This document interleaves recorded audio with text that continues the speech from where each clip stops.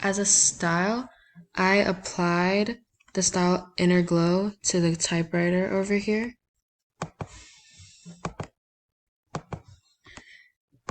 For the custom brush, I applied a custom brush that I made called Blue Brush to the gas over here.